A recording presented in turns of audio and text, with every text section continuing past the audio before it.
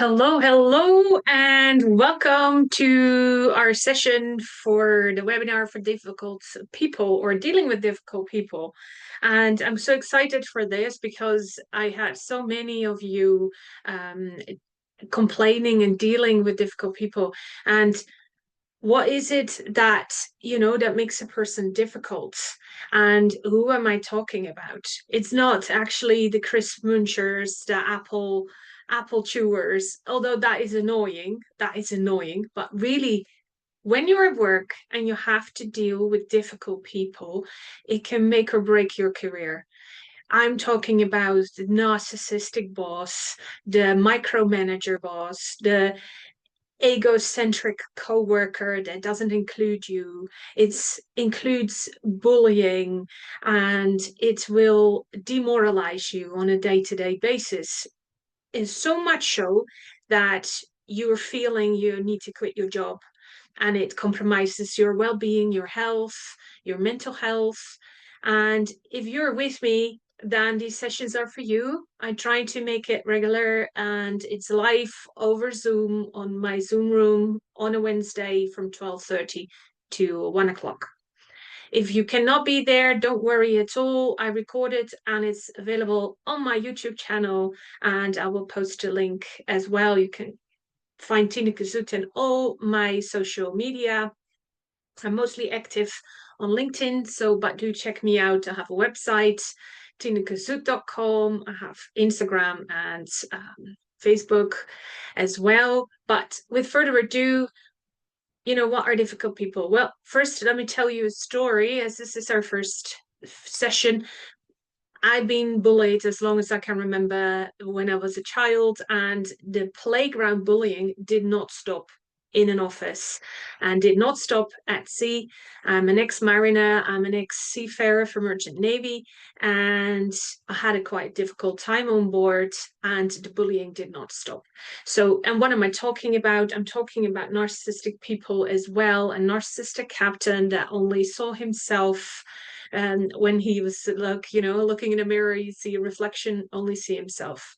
But there was one occasion really with bullying that were really badly so, was with two managers, and they would sort of lock me up in a room, in a meeting room, and started shouting at me. And that was, for me, that was very personal and very demoralizing. And I remember going to a concert later in the evening, and I could not enjoy the concert at all because I felt really, really small and vulnerable. And I did not know how to respond to that. Your first reaction when you're getting shouted at as a grown up in a professional setting is to, after the shock, is to react, and immediately you get all heated up. You react immediately saying, well, this is not true and you shouldn't be talking to me like that. But you're not saying that. I did not say that because they were my seniors and it didn't help, and you have to swallow the pill. And what do you do then? Well, you can go to, you have, most people have an option of going to the HR department and talking to somebody, or talking to a colleague. And HR department, unfortunately, they're not always available for difficulties in conflicts at a workplace, especially not um, when they're busy, they're working for the company. Short story cut short, what I feel, and I'm sorry if you're an HR person, please comment on this for me. HR person department is for the company. They work for the benefit of the company. So if it's not in the benefit of the company or you're replaceable in any way, they will. So with that, I don't want to go on a full rant on that because I have that personal experience for you. It's my aim for you to listen and to, even if you're a seafarer, your crew on board a ship like I was, um, to give you the tools and techniques to survive long enough for you to, that it doesn't demoralize you and impact your mental health in such a way that you quit your job. We don't want you immediately to quit your job. I want you to stay healthy. And there's people coming in. Let me see if I can change that view. Hello, hello.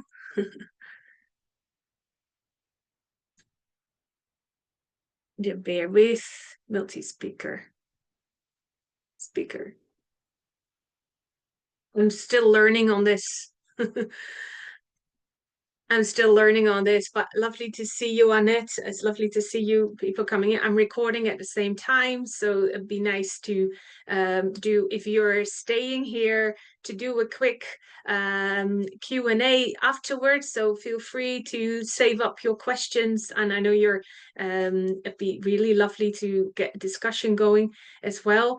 And so we're talking about difficult people, and what it means to be difficult. So I want you to take away for you to get the tools and techniques that you need as a sort of an SOS um, immediate band-aid. So this is not long-term. If you have a long-term issue, please do seek out professional help, either a coach or a therapist, or talk to somebody in the company or talk to your superiors that you can talk to about when things go out of hand. So this is just short-term um, tools and techniques. And so what are difficult people? So I prepared a little schedule for you. So if you have, oh, if you can see that, make you a little bit smaller.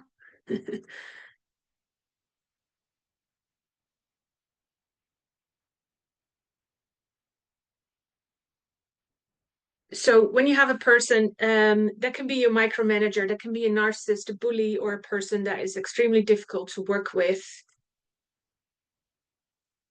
So what makes them difficult is you need to look behind the behavior. So the behavior is there is fear for criticism. The difficult person is always they don't really see you. They see they see only their own ego at the moment. They try to justify what they're standing for by making you feel small. So there's an ego boost. They're not feeling good enough. That's what behind their behavior. There might be, if they're micromanager, they might be perfectionistic. And what's behind the perfectionism is that they don't feel good enough. They're very vulnerable and they're really fearful people. So the difficult people is for them is kind of justified. They try to put a point across, and it's important for you to not feel attacked as it's not personal. So that is behind their behavior. And there's, of course, in the coming weeks, I will discuss one difficult person. I give you examples and what's behind certain behaviors of certain typical difficult people, like micromanagers or like narcissistic people. So don't take it personal. That's one. If you ever have one takeaway for this Zoom call, then it's don't take it personal. So if you feel attacked, if you feel you feel your heat in your tummy and you feel your anger coming up and you want to tell them they're wrong and you're right, you want to fight what's vulnerable in you. So they attack something that is unhealed within you. It's mirroring. So these triggers are something unhealed in you, and then you need to work on that. But that's, of course, that's a coaching issue. I would express you to go and look for somebody to talk to about, so that we can unearth these things. But for the meantime, if you're dealing with the difficult people and they're starting shouting at you, or they're making sexism comments, and you're feeling really small and belittled all the time, that is at the moment is a really big issue, and you don't want it to escalate. First of all, don't take it personal. Listen what they have to say and ask. You can do the mirroring, ask questions back, reflect back in their own language, so that they understand what, maybe waking up, understand what they're doing. So you repeat what they're telling you. So for example, if they say like, you're such a stupid cow because you didn't read the report correctly, that's really offensive. Your direct mode of armor would say, who do you think you are to tell me this? If it's a colleague, if it's a peer, if it's a boss, you might not say that and withdraw from the conversation, but you can also reflect back and ask them the question. So you think you're saying that I did not read the report correctly and I'm a stupid cow. That comes across quite offensive for them to say, okay, that doesn't sound good. Many times they withdraw from that conversation and say, my apologies, I didn't mean it, or they rephrase. But it often helps to really listen what that actually is they're saying and what's behind the meaning of it. And that's why I wrote down as well, and I hope you can see the whiteboard, communicate clearly. So reflect back, mirror the question back, or did you mean this? And try not to make it emotional. So when you're disarming people, and it's one of the bullets on the list, when you disarm people, first of all, in a conflict, you stay calm. And that will piss them off enough. You stay calm, you listen, don't talk yet, don't reflect back yet, just listen and stay calm. Don't react. And then you can repeat the question. That is what we do in coaching as well. You just let them throw it all out there. You repeat the question, what they ask, the question they ask you, or the comment, and then give a pause and let them speak. See how that works out for you. And then there's a thing that as well, if it's a regular pattern with people you really work closely with, say in a team, on board, crew, or in a project, write things down. Try to make notes of all the emails. You can copy people in. Yeah, staying calm in conflict. Grey rock, that's a really good one on it. Grey rocking is a very famous method that we can discuss later as well for narcissistic people. That's like stay as neutral as possible. Stay a grey rock. Don't react, don't respond, don't be anybody. And it doesn't mean you lose your voice or play dead and roll over. It doesn't mean that at all. It means that you disarm the person that's in front of you. Stay calm, don't react, just listen to their conversation, and then write things down as well, trying to record things as much as possible if they're unreasonable, if difficulty is becoming bullying, then it's really a big issue that at that point people leave the company. And I did that plenty of times. And I know where I'm speaking about, and I know so do you people as well, and people who listen to recording later. And have another way. It's also important that the person using the grey rock method finds a safe way to release. Yes, yes, and yes, definitely. Speak to others. If you find a colleague, a friend that you can speak to. When I was on board a ship, I spoke to often to a peer, another officer. Often the cook. The cook was actually my therapist to go to. They were from another country. They were from the Philippines, and they have a relationship-based culture. So they are very much into making the person feel good and not judging on who you are directly. So find somebody you can talk to, because if you keep it in, it only becomes worse. And often, unfortunately, that doesn't mean in HR person. You have some, of course, are very good with conflicts like this, but often more so I hear from a lot of my clients as well that the HR department is very disappointing in dealing with kind of what they think is petty conflict. So I don't have time for this. Literally somebody said to me yesterday, when a woman talks to the HR department about a conflict and sexualization at the workplace, big boys and big girls need to sort out their own problems. And I was like, what? So she sorted out the problem, all right. So she quit. She handed in her notice. And within the seafaring community, if you're aware, there's a seafaring gap. There's not enough people in senior roles to fulfill the jobs they need in the industry. So quitting your job is not an option that we want. We want them to stay. We want younger generations to stay. So it's really important that we try to give you the tools to know what you can expect from difficult situations and how to handle it correctly. And again, it's not personal. I wish I knew that. And, for you, those listening as well, we wish we knew that it wasn't personal to you, so that if you're already kind of vulnerable and you feel bullied and belittled, that's something that you first need to fix within yourself, that you feel confident enough and have the boundaries up enough to say stop and recognize them for what they are.